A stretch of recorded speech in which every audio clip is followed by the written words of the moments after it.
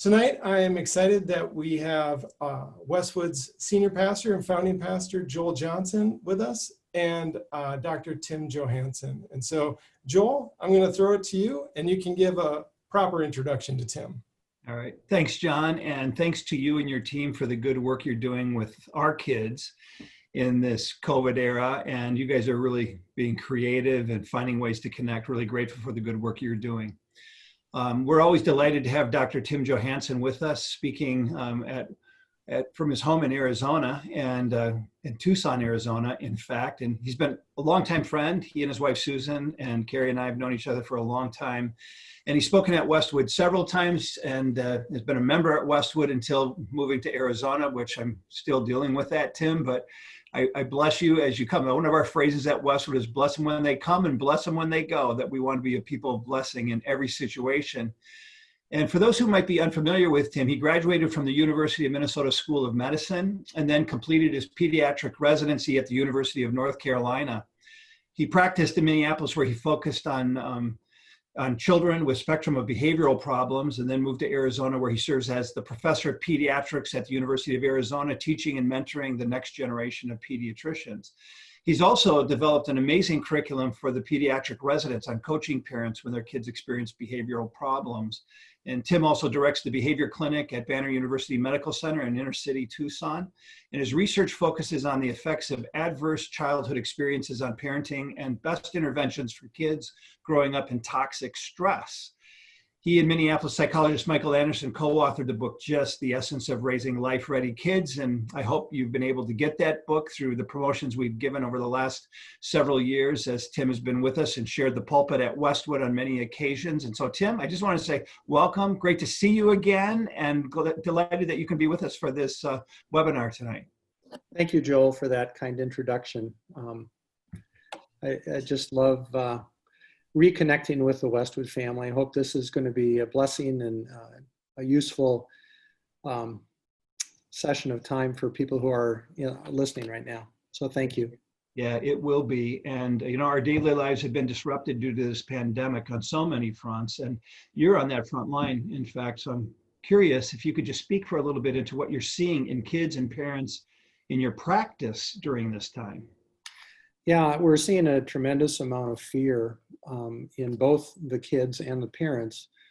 And as you know, that this has been kind of an unknown. This is a novel virus that we really didn't know what to expect. And so a lot of the initial thoughts were, this isn't going to be a big deal. And then it became really, the pendulum swung to the opposite side, and it's going to kill millions of people in our country. And as most things end up being, the answer is somewhere in the middle. And I think that's where we're at. And we're learning certainly more about this virus every day, and some very encouraging things about treatment, and hopefully a vaccine soon. And hopefully it's not going to reemerge as another issue next winter. But I think we're past the worst of it right now, at least for now.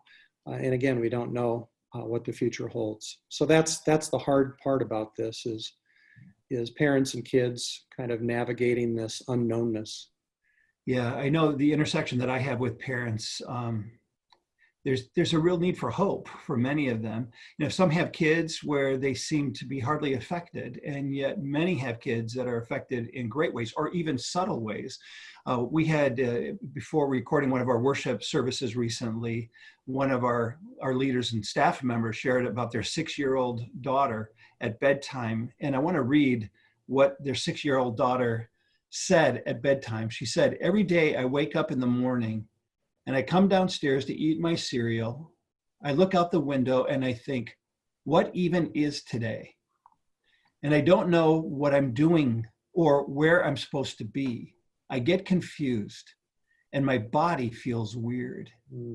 So for many kids, this is a time of navigating something that is completely new for them.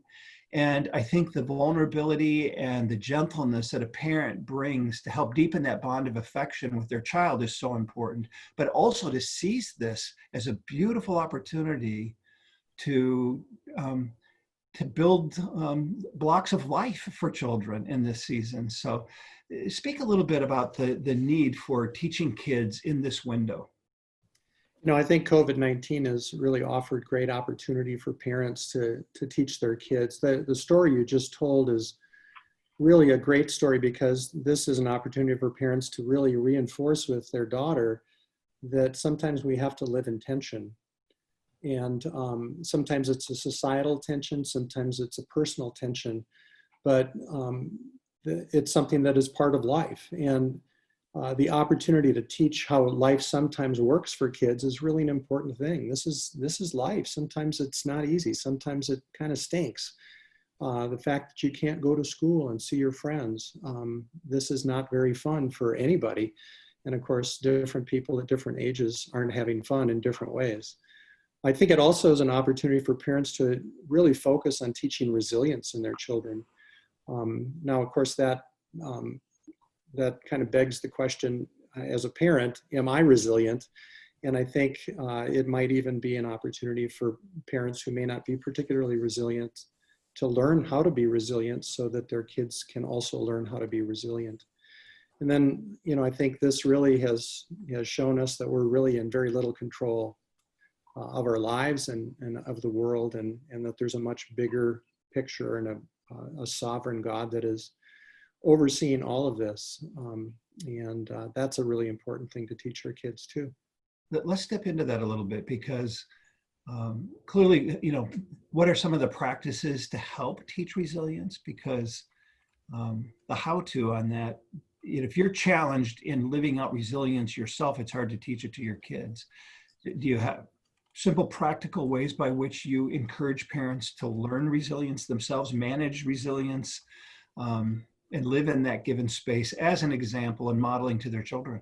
Yeah, I think research is pretty clear that there's 4 kind of factors that influence resilience development in children. And the first, and probably the most important one, is having one supportive, loving adult in their lives who offers what we call predictable, compassionate availability. For a child to understand that there is my mom, there is my dad, they are available to me when I need them. They will be compassionate, and I can understand them as a predictable person in my life. I know what I'm going to get from them. So that's really the first and foremost. So I think parents whose kids are really struggling with this know that you need to be that constant, that calm, that assertive, that compassionate, available person who's predictable to them.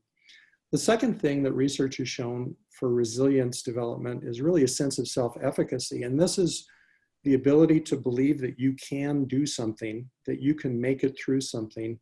And as a family, it means that we can make it through. So this self-efficacy can be both an individual thing and a familial thing. Kids also, the third thing research has shown, they need to learn adaptive skills. How do I adapt to this new reality? And how, through this adaptation, can I self-regulate? That means parents need to teach their kids to stop and think and then decide before they actually say something or do something that is what would be considered unregulated. And then, of course, the fourth thing, the most important thing also, they're all important, but just having a hope in the future that this will be over someday, that this opportunity, this experience that I'm having right now will actually bring a maturation of me to live out my dreams. There's going to be a hope in that. You mentioned earlier, before we got on, we were talking a little bit about parenting tools that are helpful, and you referenced one of the best parenting tools, kind of took me back a little bit, was a TV show. That's right. Yeah, I think the best parenting show on TV is The Dog Whisperer with Cesar Millan. For those parents who haven't watched it, I'm sure that there's reruns. It's a great show from a standpoint. He's a dog trainer out in California, gets on his rollerblades, goes to different houses where the owners are having a heck of a time with their puppies or their dogs. And he goes in and actually trains, not the dogs really, but he trains the owners how to have a presence with their dogs when their dogs are misbehaving or and out of control. And he talks about this calm and assertive presence. And I think there's something to be said about calm and assertive parenting. I think in really difficult times like this, whether it's COVID or whether it's family separation or whether it's family death, I like to tell parents, keep the acronym CATAP, C-A-T-A-P in mind. CA is the calm and assertive parenting part of things. I think the T is being truthful with your kids, even when you don't know what's going to happen. And COVID-19 certainly is a great example of that. It's fine to say to your kid, we really don't know how this is all going to pan out, but we do know that we're going to make it through together. I think the second A needs to be an age-appropriate way to say that to your kids. Obviously, you don't want to blow your 6-year-old out of the water with a lot of technical jargon about how many people are dying in New York City or whatever. And then I think the P is really about prayer. As parents, we need to pray for what to say to our kids, how to act around our kids, what to even pray for when you're praying with your kids or without your kids, how to pray for our leaders. I just think of this hopefully won't be a missed opportunity for our nation to pray for those who are leading us. And whatever side of the political spectrum people fall on, we should be praying for our leaders to succeed and do well, not to fail. And I think that's an important thing for kids to hear as well. And probably the most important thing to pray for is patience in times like this. I'm seeing so many parents who are just they're at the end of their rope. They've just had it. They have 2, 3, 4 kids. They all used to go to school and now they're home and they've lost their job. They just, praying for patience is an important thing. Yeah. I know I was humored when you told me about Cesar Millan because I've watched that show before, and most of Westwood people know that I have a Labrador chocolate lab named Moose because I use him as stories because he challenges my life in many, many ways. But I remember when I sent him to school, so he went out to school to Mike Schulenberg, Dogs and Whistles, and was trained there. But when I showed up with him, he said, Joel, this is not about training Moose. Ultimately, this will be about training you. That the key to any dog and their behavior is the master in that setting. And so I had to go out and he trained me. And so I really resonated with it. There are some analogous parallels in terms of how we are. I mean, when I'm walking on the path and stay calm and other dogs are coming down the path and the dog can get excited, I can stay calm and navigate that and not get too anxious. But dogs smell fear. They smell sickness. They can tell what's going on. They're very intuitive, and kids are very intuitive as well. So I appreciate that insight. That's really helpful. I read an article from Child Mind Institute that was talking about tolerating uncertainty. And they made a point in there that I found quite interesting, that parents should avoid giving too much reassurance. That there's a line here when you make children dependent on you for what they most need, that we're called to teach them how to find, and it's a little bit of your resilience, teaching your resilience, that reassurance needs to come internally from them. And part of our job is to help teach that kind of reassurance as well. And I think about that, if that's it's in the modeling, obviously, but there must be some kind of a feedback mechanism where you're asking the child to be able to share what it is they're going through, what it is they should do with that, so they can learn and put words to their feelings. Do you concur with that sentiment from the article that I read?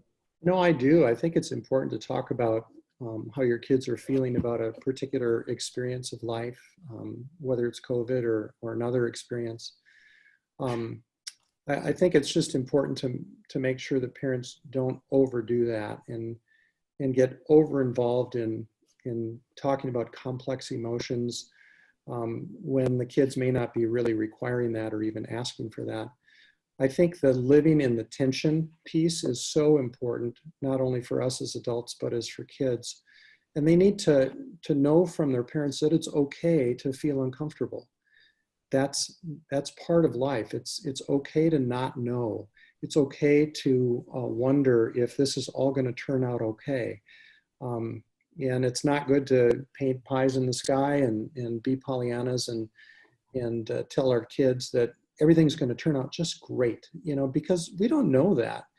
Some of these families, the grandparents or great-grandparents have caught COVID and have died. I mean, this is a serious disease, so it needs to be put in the proper perspective. Yeah. But we certainly don't want to be in a situation where our kids are over dependent on us to manage their emotions.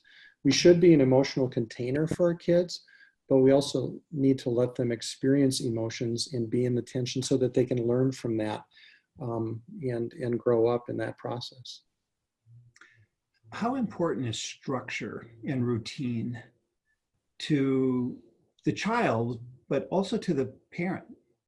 You know, we talked about this earlier. The structure for kids is critical. They are almost obsessive compulsive beings when they're growing up. They thrive in these expectations of certain things, whether it's a nighttime ritual or what time breakfast is served or how that looks. I think parents need to strive to have structure for themselves, especially in times like this when things are all off. Everybody's home. School is out. I've lost my job. We still need to try to put structure into our families so that our kids can sense that there is this stable expectation from day to day. It might change, and we certainly have to be flexible. But not only for our children's sake, but for our own mental health, we need to have that kind of structure as well. And sometimes that structure involves time for just me as an adult, dealing with our own tensions about what's going on. So it's perfectly fine to have separation from our kids for periods of time as well, and have them camp by themselves, or so that we can have our own time. And putting that into structure is just as important. We need to be healthy as well, just like our kids. Our team, our next generation team, supplied a couple of questions for you that they received from parents in advance.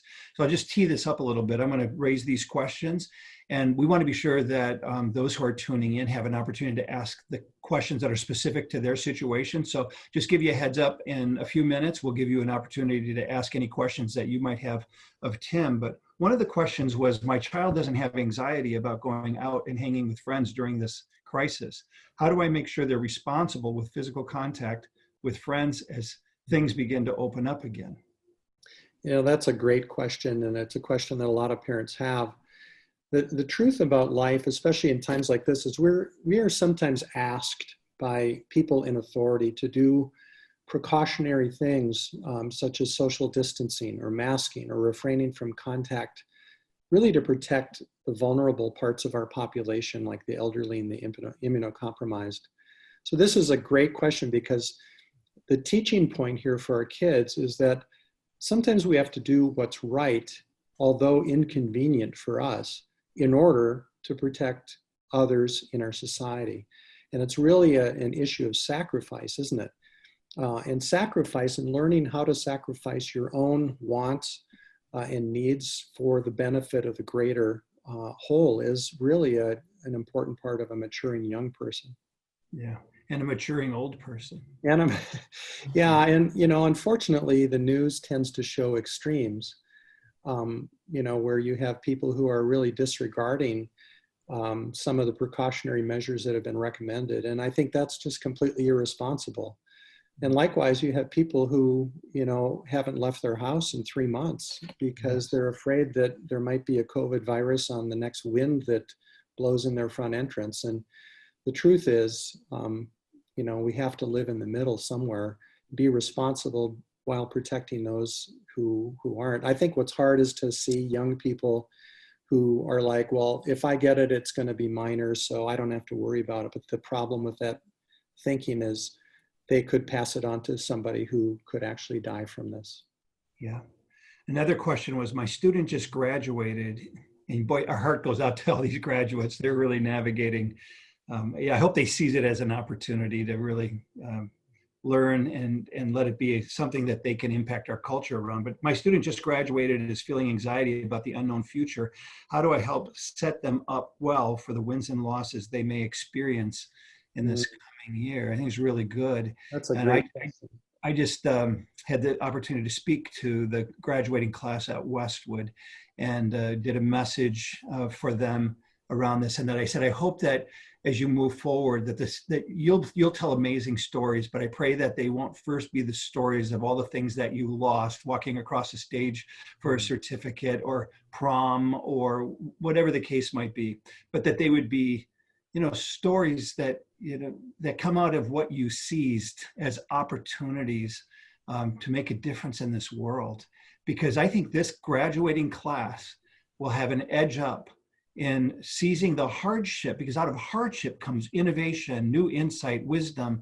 Our crucible moments are the backdrop for really growing up fast and leading life well. So they have an opportunity here that's profound. But how would you respond to that particular parent and their concern? That's a really good question. And I think the truth about life is every generation has a specific thing that they go through from a hardship standpoint. The millennials went through 9/11. Joel, you and I went through the incredible unrest of the 60s and the Cold War, where we would have to go into nuclear bomb safety areas of our school, where there were, 6 months of canned foods waiting for us if the Russians bombed us. And I remember going to those as well. And I think, kids who are growing up in school through, high school are hopefully going to look back on this as, wow, that was really something that shut down our society for several months, but we all made it through. And that's the good news. I think the question is interesting because I don't think as parents, we necessarily need to set up our kids or kind of play out what's going to happen with the wins and the losses of their life. Those things need to happen. I think as parents, this question reminded me that we have to teach our kids about probability of decisions. So as they go out into the world, college or whatever, they're going to be given the freedom to make decisions. And as parents, my hope is that we have taught them the probability of certain decisions may not be as good as the probability of other decisions. And that's what we want them to learn through this. We don't want them to experience more hardship because of their decisions. Of course, this hardship, of course, is beyond our control, but I think it begs the kind of the segue into, well, we all have to make decisions in our lives too.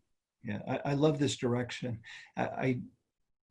I think about this for Westwood and just as a church. So the question I'm asking our team, and I pray our church will tap into this as well, is, how will Westwood be different once this is behind us? Because we could let the situation define us, or we can help define the situation moving out of it. And I think that question is far more important than when do we get to open the doors and come back and re-enter the church.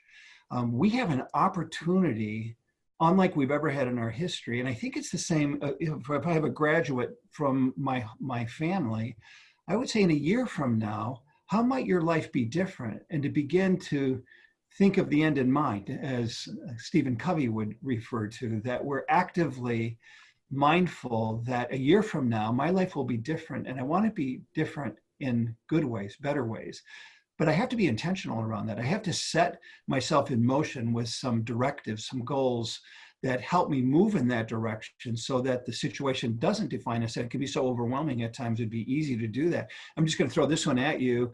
It just didn't come as a question, but I'm mindful with the questions that have been raised. What are the symptoms to anxiety, depression, this feeling of uncertainty that is making us feel so vulnerable? What should we pay attention to with kids? And I'm assuming there's an age appropriate distinction here. Absolutely. I think that's the fun part about pediatrics is there's such a developmental aspect to it that, kids at different ages will manifest anxiety in different ways. Younger kids might have more of a separation kind of anxiety where they feel the uncertainty in their parents and in the world and how people are talking about how things have changed, and that makes them very uncomfortable.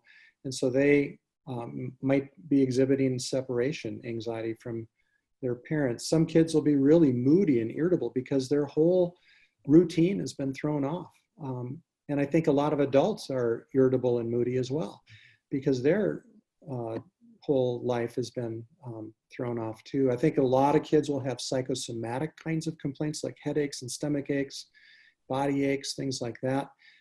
Some kids, especially older kids, maybe preteen and teenagers, might just shut it out and become more withdrawn. And then the younger kids, maybe in the toddler age, when they sense the stress and the anxiety in the household, they might have more tantrums or meltdowns. Sleep is a really important gauge of anxiety and depression in kids. Sometimes they can't sleep, and sometimes that's all they want to do. And so I think every kid is a little bit different. What I've found is some kids are completely unaffected by this. It's just like, whatever. And then some kids are, we're seeing tremendous numbers of kids with anxiety and depression, especially kind of junior high and high school age kids, because they have really no purpose. Their purpose was school and academics and their friendships at school. And even though they're trying to substitute that with kind of screen connections, it's not the same. It's not the same elbowing your best friend at lunch in the cafeteria and laughing at a joke or making a funny face at somebody. It's just very different. Yeah. I'm putting myself in the shoes of a parent right now.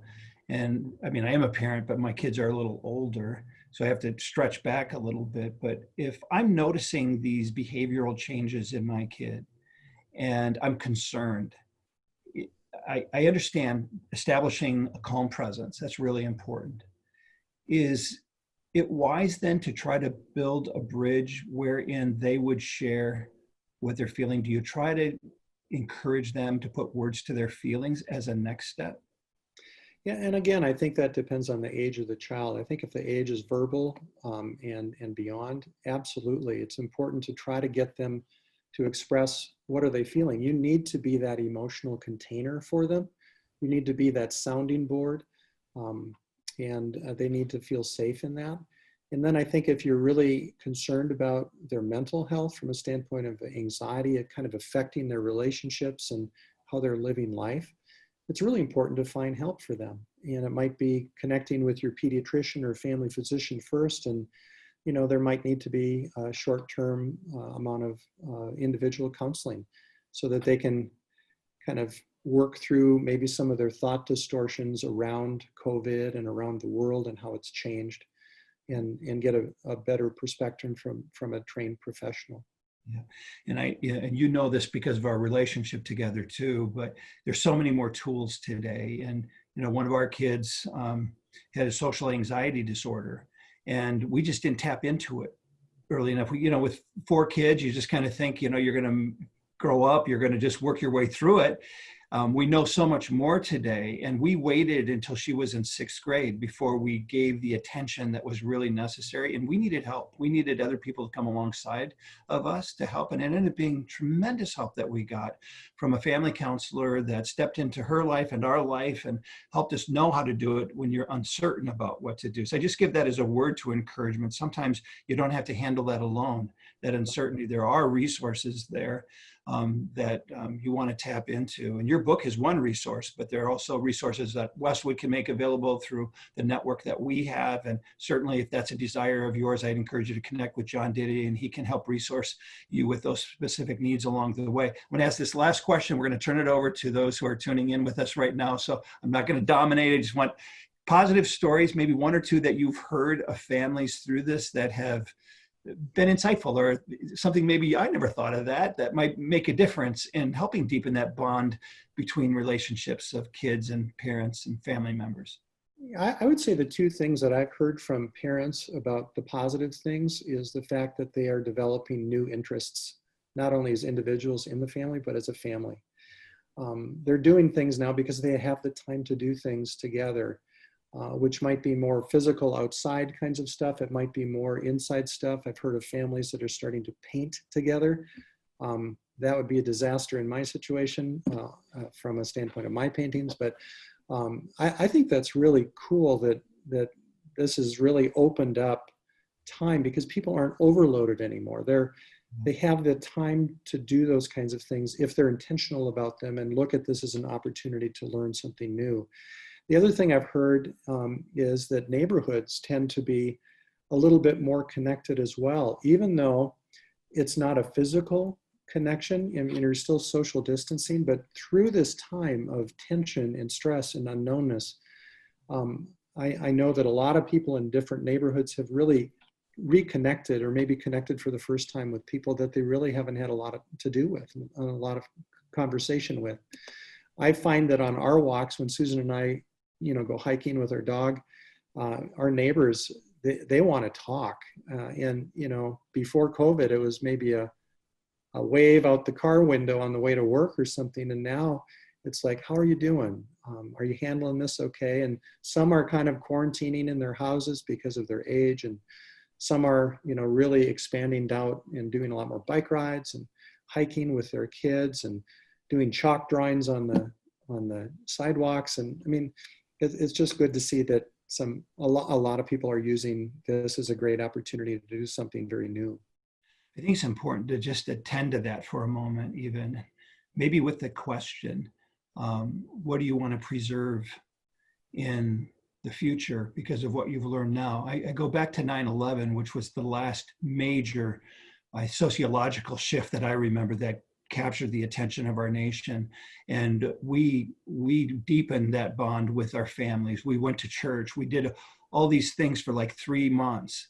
And then within 6 months, we had defaulted back to our old behavioral patterns. Mm-hmm. So again, if we're not intentional to say, what's one thing I want to be sure that I preserve moving forward because of what we've learned or experienced through this season, and then nurture that going ahead. So I'm going to pass the baton over to Jon, who has been receiving questions, Tim, and let him facilitate a few of those questions. And if you have questions, go can ahead. I interject real quick on that? That's a great point, Joel, because it's really an issue of a big view versus a small view. Are we going to come away from this with a bigger view about life and about relationships and family and what's important? Or are we going to go back to this small view of kind of micromanaging everything in our life to control it? And I really hope that people, last longer than 6 months with kind of a new perspective on things. And this is something that carries well into the future for not only our generation, but our children. Yeah, really good. Yeah. Jon, do you have anything that's Yeah. coming up? Yeah. So those of you that are with us, again, as I stated before, you can submit a question by clicking on the question and answer button below. But we do have a question here. The question is, we're seeing a lot of frustration in our second grader, which seems to be a result of distance learning. Any advice on dealing with this? And I know you kind of walked around some of these things, but here's a more specific. Yeah, there's a lot of kids in this situation who they're just tired of it. Their whole world has been disrupted. I suspect that this kid is more of a social kid who really wants to be at school, wants to be learning, wants to be with his friends. And now he can't do that. And because he can't right now, he's frustrated. And I think this is where parents need to say, this isn't a forever thing. I know it's really hard. We're all struggling in different ways. And right now you're missing your routine of going to school. But this too shall pass. This will be over at some point in time, and you will be back in school, and that will be a wonderful day to look forward to. So rather than focusing necessarily on kind of the negative of today, really kind of bring that child into the positive and the hope of August or September when school is back in. Because that will be a great day, and they will really enjoy that. Do you see kids having fear about reconnecting? I know that parents are ready for kids to go back. Yeah. And I think most kids are ready to go back. But I'm assuming there is some segment of the population of children that would hesitate because they've sensed fear. And absolutely, there are some kids that are wired that way. And they may be kids who are more prone to fear or anxiety. They might have some very valid concerns about, what if this all comes back and then I'm in school and then I get it and then I bring it home? And kind of that, linear kind of thinking that some people think in. And I think those kids need to be reassured that life does need to return to normal. It won't be the way it was used to be. There may be some things put in place that will help protect kids and adults who might be susceptible to this, but we eventually have to go back. And those kids really need kind of an incremental re-immersion into society. They can't be thrown back in like a lot of kids want to be thrown back in. They have to kind of work themselves back in. I can see certain kids requiring a need to maybe go for a couple of half days a week when school's back in session, just to feel it out and make sure that this is comfortable, and then kind of ease back into it. We do that a lot, kind of a desensitization, up-tapering with kids who have social anxiety issues, and they need to be kind of slowly brought back into a particular social situation. So and that kind of thing can be really helped by somebody who's trained in that. So a child psychologist can really give parents and teachers in schools good insight on how to do that with a specific child who's concerned about going back. Okay. John, what are the questions? Yeah, I mean, it's kind of along the same lines there of school, but this is coming from a parent perspective. A parent is saying that other parents are talking about homeschool and joining in sort of, let's all start homeschooling now, but they're not feeling that, and her kids aren't feeling that. And so how do you respond to those other parents without alienating, without feeling judgmental? That's a great question. I think a lot of parents are considering that if they're able to do so. Some parents aren't able to do so, or they really want to get back to work, and that's cool too. I think the key here is for parents to say to other parents in that situation, we're all for that for you. That's just not something that we think is right for us and our family. And I think if it's said in the right way, I think most parents who are considering homeschooling will understand that and not feel alienated or do reverse alienation back. Mm-hmm. I will say that we homeschooled our two youngest kids for 3 years, and it's a lot of work. And I'm not saying it shouldn't be done. And we did it for some very specific reasons. But it was an incredible time of growth for all of us, but it was also a tremendous amount of work. So parents need to understand that if they're going to make that decision. And it's a great decision for those parents who are willing to go to that level. Yeah. Another question is there something grandparents can do to help from a distance? Yeah, I think we really underutilize the wisdom of people who are grandparents. And I'm not saying that because I'm a grandparent now. I'm just saying that there's a lot of people in our families who are older, who've experienced life, who can put this type of event in our world into perspective for kids. I think of my parents who lived, were born in the Depression. They lived through World War II. I can't imagine being in a situation where society essentially shuts down for 5 years to create the wherewithal to be part of a war machine to conquer incredible evil. But that's the way it was from 1940 to 1945. That's the way it was. And we've been at this for 3 months. And it's been a very difficult 3 months for all of us in many different ways. But I think we also need to understand that these are challenges that can actually produce greatness in our generation and in our kids' generation, rather than something that will destroy us. Mm-hmm. Those are the questions that we have for the moment. Okay. People are welcome to put a question in if you'd still like to. We have a few minutes still. And I'm mindful just listening to some of your responses, which, by the way, Tim, just thanks for being with us. I just love you. Your wisdom, your insight, your training and experience, it's always well received. And Westwood's always a home for you. But I remember when, my parents were divorced when I was 10. And I was at a leadership conference. This is 15 years ago or whatever in Chicago, about 7,000 leaders in the room.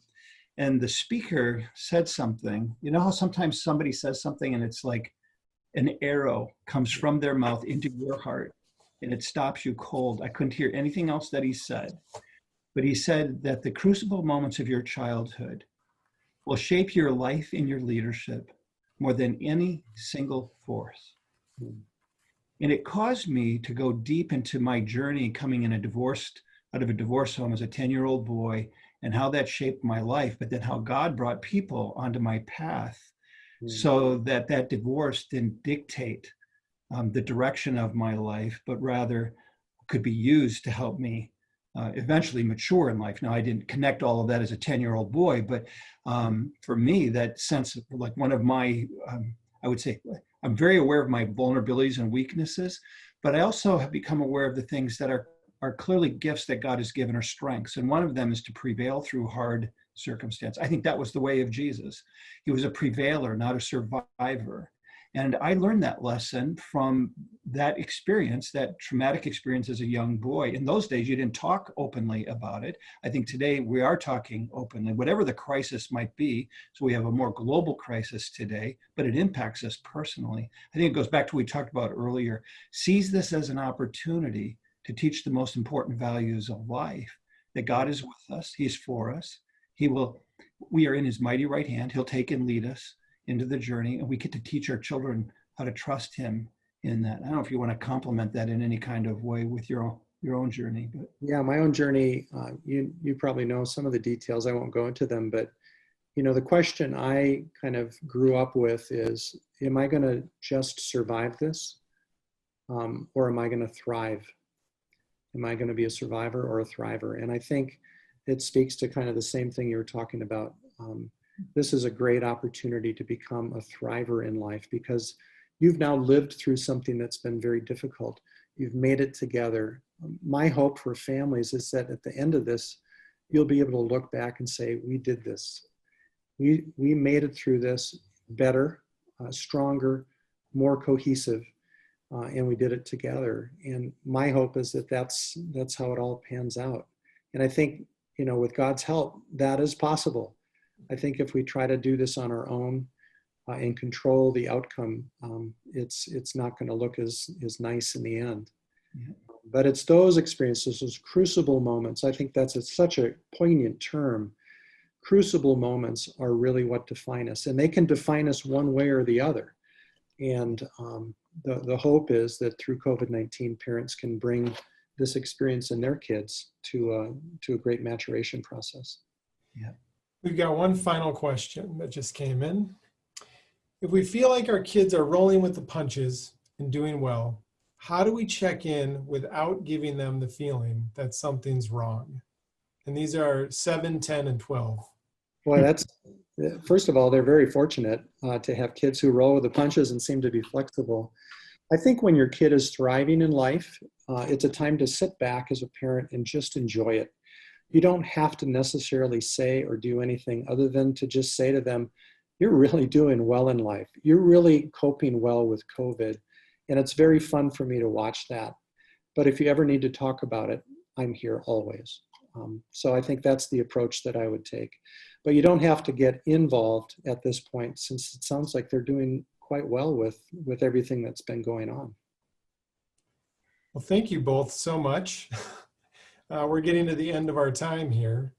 And so Joel and Tim, this has been, I think, a fantastic moment for parents, just to, hopefully many of them have their kids off to bed, or they're in their rooms at least, and they can take a moment and now even maybe talk together about what is this and how are we doing this. So thank you so much for your time tonight.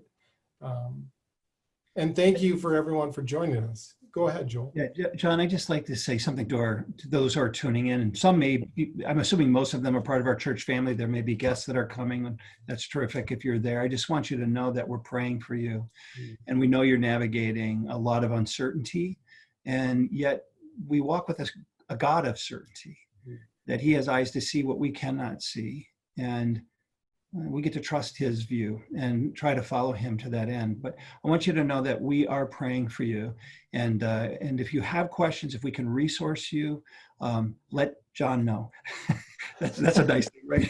John, thanks for being there. Yeah. Our team at the Next Gen are just extraordinary. I'm so proud of them and how they're stepping into this and coming alongside of families every day.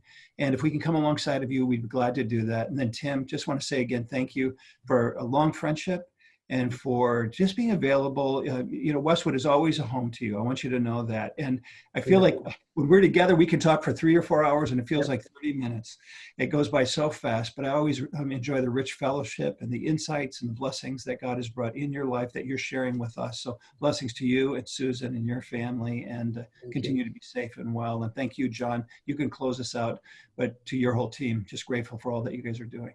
Well, thank you so much. And he's not wrong. If you need anything, please contact me or our next gen team. There's a whole bunch of us that want to be a resource. And, one of the best parts to me of this whole time has been the phone calls that we've been making to families and just hearing people's stories and how things are going right now. So if you need anything, please reach out. So as a reminder of what we said at the beginning is that this whole webinar will be emailed out tomorrow, about 24 hours from now. And so if you want to share it with anybody, you can do that at that time. And thanks again for being with us. And we'll end there. Good night, everybody. Good night. Good night.